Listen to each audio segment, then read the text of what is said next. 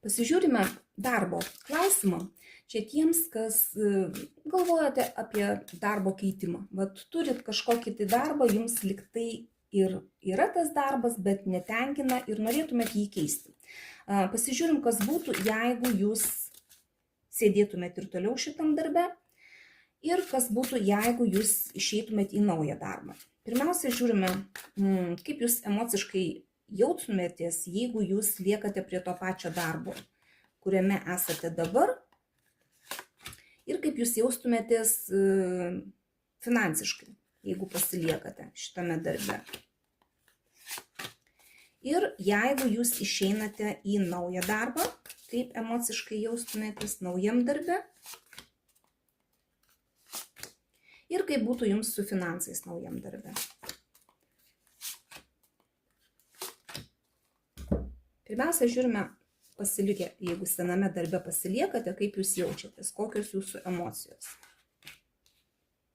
Na, žiūrėkit, monetų ketvirtukas, niekas pas jūs nesikeis tam darbe, va taip kaip yra dabar, taip ir bus. Gali būti kažkokių tai piktumų darbe, galbūt su vadovais, galbūt su kolegom, kurie tokie geriau stovintis, stabilesni tame darbe. Ir čia tokios emocijos gali būti ir pas jūs.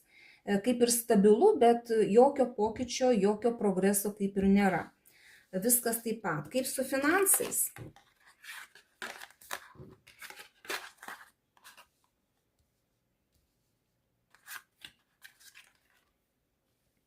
Na, su finansais norėtųsi geriau, norėtųsi netgi turėti kelis variantus pajamų iš šito darbo, galbūt kažkokią tai dar kryptį, dar kažkokią šitame darbe norėtumėt gauti, nes jūs apie tai galvojat. Iš vienos pusės tai negali būti taip, kad jau visai prastai jums su finansais, bet norėtųsi geriau. Ir čia gali būti taip, kad jums pastoviai reikės ginti savo uždirbtus pinigus.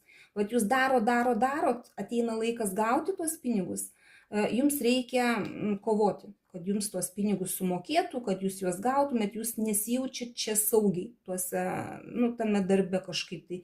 Nesijaučiat, kad jūsų pinigai pastovus ir ateina saugiai. Taip, jeigu išeitumėte į naują darbą, kaip jūs jaustumėtės, kokios būtų jūsų vidinės emocijos, naujam darbe.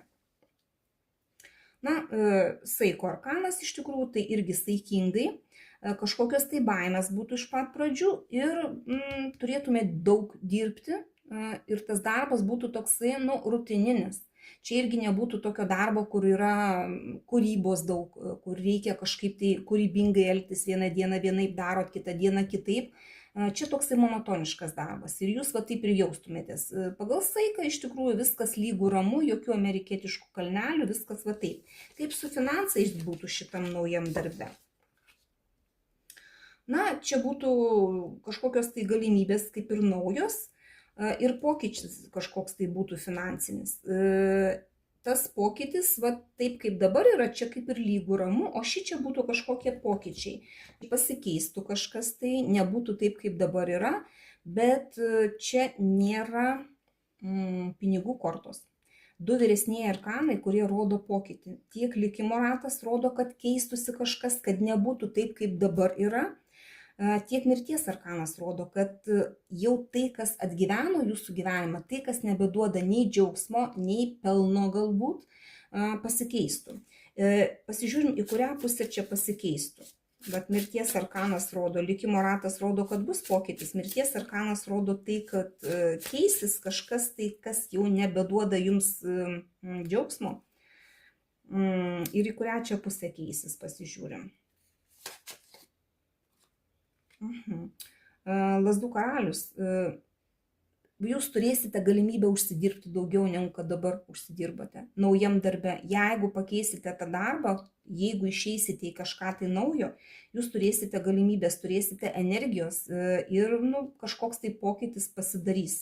Į gerą pusę turėtų eiti, nes lazdų karalius visą laiką tai yra energijos daug, yra galimybių daug. Netgi vadovaut galit kažkam tai. Paskui save žmonės kažkaip tai vesti, galbūt tame darbe jūs ir galėsit, tokias galimybės turėsite. Bet vėlgi tai yra bendras kortų skaitimas, Tiesiog paimkite tik tai, kas rezonuoja ir pagalvokit, bent jau pagalvot turėtų būti apie ką. Dėkoju už jūsų laiką, širdutes ir iki sekančio karto.